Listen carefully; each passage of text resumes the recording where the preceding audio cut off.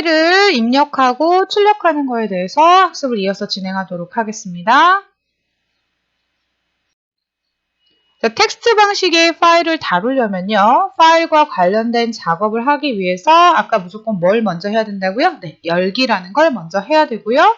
자, 거기서 쓸 건지 읽을 건지 여러분이 결정을 하시고 필요한 쓰는 작업 혹은 읽기 작업이 끝나셨다면 파일을 닫아주셔야 된다고 했습니다. 자, 그럼 밑으로 내려와 보시면요. named.txt라는 파일을 읽으려고 합니다. 즉, 파일을 입력하려고 하면요.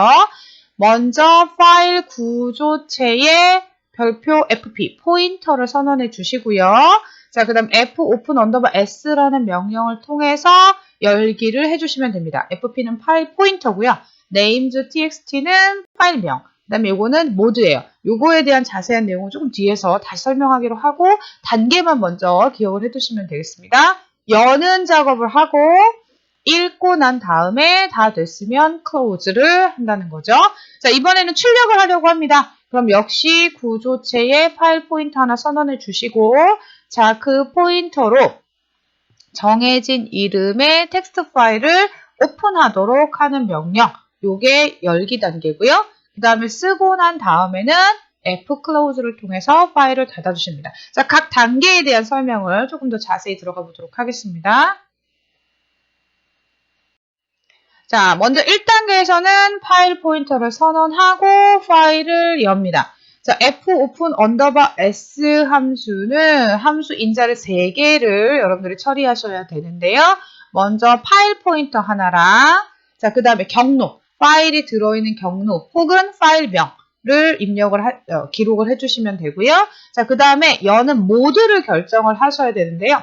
모드는 기본적으로 RWA 3가지가 있습니다. 자, R은 말 그대로 read, 읽기 용도고요. 읽기 전용으로 파일을 오픈하도록 요청하는 겁니다. 만약에 파일을 오픈할 수 없으면 null 값을 반환을 하게 됩니다.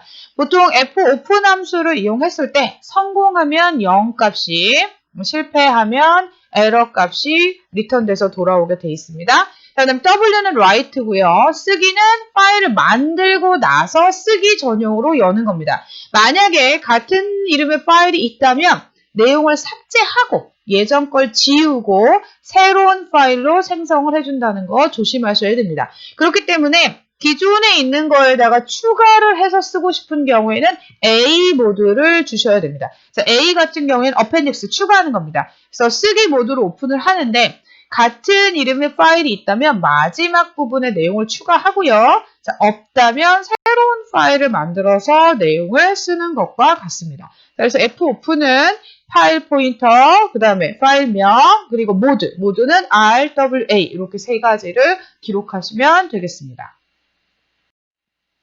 자, 1단계 파일 fopenS를 이용해서 뭔가 처리를 할 때 열기에 관해서 실패가 될 경우에 null 값을 반환하기 때문에 이런 경우에는 어떤 작업을 할 수가 없습니다. 파일을 열지를 못했기 때문에 아무것도 할 수 없기 때문에 프로그램을 종료하는 함수 exit라는 함수를 이용해서 파일 오픈이 안 됐을 경우에 프로그램을 어떻게 처리할 건지 오류 부분을 먼저 작성해 주셔야 되는데요. 이 부분은 여러분들이 뭐 거의 암기하다시피 하셔서 그냥 일상적인 루틴처럼 사용을 하셔야 될 것 같습니다. 자, 먼저 파일이라는 구조체로 포인터 선언하고 fopen_s를 이용해서 포인터와 파일 이름 처리 방식, 앞에서 아까 설명드렸던 RWA를 이용해서 오픈을 하셨는데 만약에 열기에 실패했어요. 뭐 그 경로에 파일이 없다든가 뭐 하여튼 여러 가지 상황이 있어서 파일을 열 수가 없는 경우에 이 파일 포인터의 null 값이 리턴돼서 오기 때문에 if 문을 이용해서 파일 포인터가 만약에 null이면 오류가 발생했다는 메시지와 함께 이 메시지는 뭐 여러분이 어떠한 형태로 쓰셔도 상관없습니다. 여러분이 보실 수만 있으면 돼요. 오류가 발생했다는 메시지를 내보내주고 exit 1이라고 쓰면 그냥 프로그램을 종료하는 겁니다. 다시 말씀드리지만 파일을 열어서 뭔가 작업을 해야 되는데 열 수가 없다고 하면 다음 작업이 진행될 수 없기 때문에 그냥 프로그램을 종료하도록 만들어주는 거죠.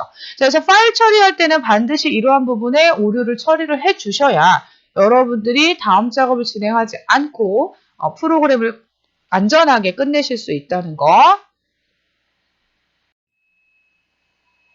1단계에서 여러분들이 파일을 오픈을 정상적으로 했다면 이제 오류가 생기면 프로그램 종료하도록 만들었고요. 오류가 발생하지 않았다면 여러분이 이제 그곳에다가 쓰거나 읽는 작업을 하실 수가 있는데요.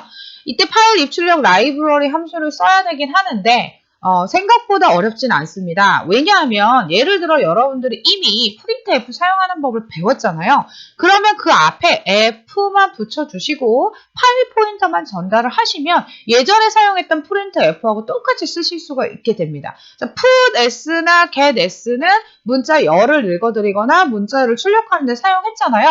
예, 그럼 거기 앞에다가 이렇게 F를 붙여주시면 파일에다가 쓰거나 읽는 일을 한다는 겁니다. 자, 그래서 이제 여러 가지 요 녀석들에 대한 사용법이나 이런 것들은 뒤에서 예제를 살펴볼 건데요. 기본적으로 파일 입출력 함수들은 파일과 관련된 걸 나타내기 위해서 여러분들이 그냥 일반적으로 쓰던 표준 입출력 함수 앞부분에다가 F만 붙여주면 되고 대신에 파일 포인터만 지정해주면 된다. 이 정도만 알고 계시면 되겠습니다. 각각의 기능들은 이제 예제나 뒤에 가서 하나씩 설명을 드리도록 하겠습니다. 자, 그리고 파일을 읽거나 쓰기를 다 했다면 종료하기 전에 열려진 파일들은 모두 닫아주셔야 됩니다. 파일이 닫혀지지 않은 상태에서는 그 파일을 다시 열 수가 없습니다. 왜냐하면 파일이 계속 열려있는 상태로 되어 있으면 다른 것들을 이용할 수 없게끔 되어 있기 때문에 fclose라는 명령을 이용해서 반드시 파일 포인터를 닫아주셔야 되고요. 얘는 리턴 값이 인티저로 되어 있기 때문에 성공하면 0, 실패하면 2호F를 반환하도록 되어 있습니다. 구조체형의 파일은 어떤 구조로 정의되어 있는가? 일단은 구조체라고 했잖아요. 그래서 구조체 정의가 되어 있을 건데요. 자, type define, 타입을 재정의를 해놨습니다. 그래서 스트럭처 안에 integer, 레벨, unsigned flag 뭐 이런 것들을 쭉 넣어서 파일이라는 걸로 이름을 재정의해서 지금 사용할 수 있게끔 구조체 선언이 되어 있고요. 여러분들이 이 안에 있는 내용들을 다 외우거나 암기할 필요는 없습니다. 그러나 그냥 어떤 내용이 있는지 한번 보실 필요는 있을 것 같아서 제가 퍼왔는데요. 레벨 같은 경우에 지금 그 안에 것이 가득 찼는지 비어있는지 그 버퍼 레벨을 표시하는 거, 그다음에 파일 상태가 어떤지 플래그 들어있고요. 그다음에 데이터를 전송하는 버퍼, 그 자료를 옮기는 거 말하는 거죠. 뭐 그런 것들이 지금 이 안에 들어가 있습니다. 그래서 여러분들이 사실 이 안에 있는 멤버들을 일일이 세부적으로 다룰 일은 거의 없습니다. 여러분들이 그냥 구조체의 포인터를 전달해 주면 얘가 알아서 파일을 열고 데이터를 읽어오기 때문에 여러분 입장에서는 에러가 났는지 안 났는지 뭐 이 정도만 아시면 되는데 어떻게 정의되어 있는지 궁금해 하실까봐 이 안에는 버퍼의 크기와 현재 위치, 접근하고 있는 파일들의 이름, 뭐 이런 것들이 구조체 안에 선언되어 있다. 이 정도만 알고 계시고 넘어가시면 될 것 같습니다. 그리고 이제 파일을 다룰 때 여러분들이 좀 구분해야 될 내용이 있는데요. 파일 입출력 방식은 저수준으로 입출력을 할 거냐, 고수준으로 할 거냐 이렇게 두 개로 구분이 되고요.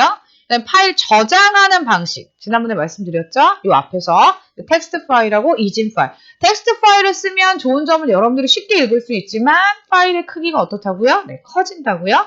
이진 파일은 파일의 크기는 작은 대신에 여러분이 바로 읽어들어서 읽을 수 없게끔 이상한 글자들로 표시될 수 있다고 말씀을 드렸습니다. 자, 그 다음에 파일을 접근할 때는 접근 방식에 따라서 입력 모드냐, 출력 모드냐, 추가 모드냐 여러분들이 구분하셔야 된다고 했고요. 파일을 처리할 때 어떤 방식으로 처리할 거냐, 순차적으로 처리할 거냐, 랜덤으로 처리할 거냐 구분을 할 수가 있습니다. 자, 파일을 처리할 때는요. 파일에 저장된 데이터를 순서대로 읽으면서 앞에서부터 순서대로 읽으면서 처리하는 걸 순차 방식이라고 하고요. 내가 원하는 위치부터 바로 읽거나 쓰는 걸 랜덤 방식이라고 얘기합니다. 보통 순차 처리 방식은 우리가 읽을 수 있는 그 텍스트 파일을 대상으로 해서 처리를 하고요. 랜덤 처리 방식은 이진 파일을 사용합니다. 그러니까 우리는 글씨를 읽으면서 작업을 해야 데이터가 잘 들어갔는지 뭐라고 써져 있는지 알 수 있기 때문에 텍스트 파일로 작업을 할 거고요. 순차 처리 방식으로 진행된다는 거 같이 기억을 해두시면 되겠습니다.